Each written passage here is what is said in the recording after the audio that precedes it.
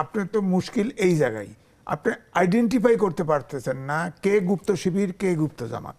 এনসিপিতে যোগ দিলেন, প্রধান উপদেষ্টার সঙ্গে তিনি জাতিসংঘ পর্যন্ত চলে গেলেন তার দলের একজন সদস্য হিসেবে, এবং তার সঙ্গে জামাত ইসলামের সদস্যরাও গিয়েছিলেন, এবং ওই সময় কারো কোনো আপত্তি বা কোনো কিছু শোনা যায় নাই। অথচ যখন তার দল এনসিপিতে যোগ দিয়ে দিল, তিনি নির্বাচন পরিচালনা কমিটিতে থাকার পরেও সেখান থেকে পদত্যাগ করে স্বতন্ত্র দাঁড়িয়েছেন। আমরা নাম বলতে পারেন তাসনিম জাহরা। কিন্তু এই যে নারী বিরোধী বা নারীর ক্ষমতায়ন সংক্রান্ত নেতিবাচক মন্তব্য হচ্ছে, এরকম জায়গাতে তাকে তো আমরা কোনো সরব জায়গায় দেখছি না। দল ছেড়ে দিয়েছেন কিন্তু নারী অধিকারের পক্ষে তো কথা বলছেন না। না, এটা হলো একটা প্রোটেস্ট, কিন্তু তিনি এখন ইলেকশন করতেছেন, তার ভোটটা হচ্ছে প্রধান তো লক্ষ্য। ওনাকে কি জামাতের সদস্যরা ভোট দিবে? দিতে পারে, কারণ সেও তো শোনা গেছে যে সেও গুপ্ত জামাত, যদিও বিএনপির সিম্পেথি তার প্রতি আছে, কিন্তু তাও আমি বলে দিলাম। এখন সে তার যদি প্রতিবাদ করে তাহলে একটা সাইডের ভোট পাবে না। হয়তো সে আশা করতেছে যে যেহেতু ব্যক্তিগত যে জনপ্রিয়তা সেটা দিয়ে সে ভোট পাবে না, ব্যক্তিগত সবাই তাকে নিজের মনে করবে। সে যে এলাকায় জন্ম সেই এলাকায় প্রার্থী হয়েছে, সে চাচ্ছে সকল মতের লোক তাকে ভোট দিবে, এরকম তার হয়তো প্রত্যাশা। কেউ তো আর তাকে এই পলিটিক্যাল তার যে ফিলোসফিটা কি এটা তো কেউ জানে না। হ্যাঁ, সে তো তার যতটুকু অনুমান, যেটা আলোচনা আছে, জনশ্রুতি আছে, তার স্বামীর কারণে সে এনসিপিতে যোগদান করেছে।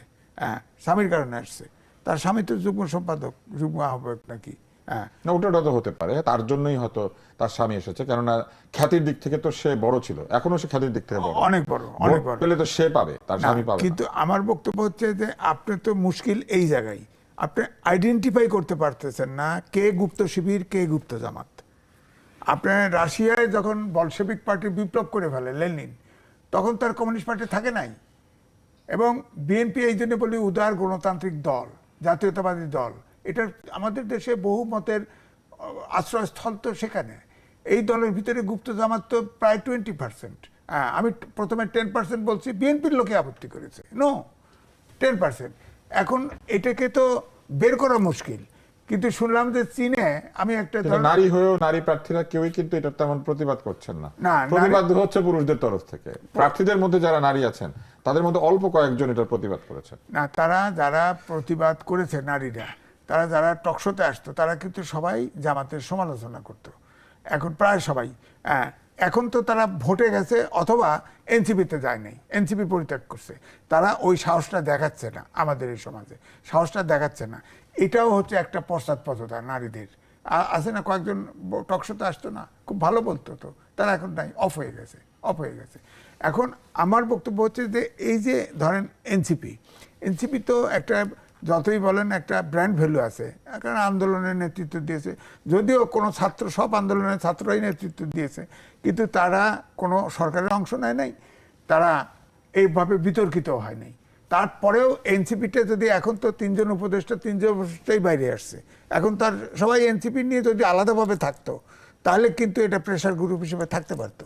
তাদের এবারই নির্বাচন করার প্রয়োজন ছিল, এমনটি দরকার ছিল না তো। কিন্তু এটা থাকলো না। এখন ধরেন একটা জামাতে চলে গেছে এক গ্রুপ, আর এক গ্রুপ নিজস্ব আলাদা দল করে ফেলছে, আর এক গ্রুপ অফ হয়ে গেছে একটা গ্রুপ, আর গ্রুপ কিছু রাজনৈতিক প্রক্রিয়ার কথা বলছেন। নারী কি তাহলে কোনো আলাদা পরিচয় নাই? নারী নারী হিসাবে কোনো প্রতিবাদ করে না, সে চিন্তা করে আমি রাজনীতি করি কিনা, আমি কোন গ্রুপের সাথে আছি।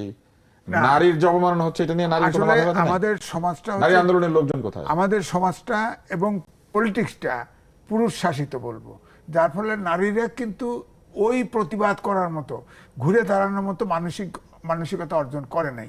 আমাদের পাহাড়ি অঞ্চলে মাতৃতান্ত্রিক সমাজ ব্যবস্থা, সেখানে তো আমি চিটাগাং থেকে শেরপুর পর্যন্ত হেঁটে আমি রিপোর্ট করেছি, সেখানে তো ধরেন ওখানেও তো কনভার্ট হয়ে গেছে।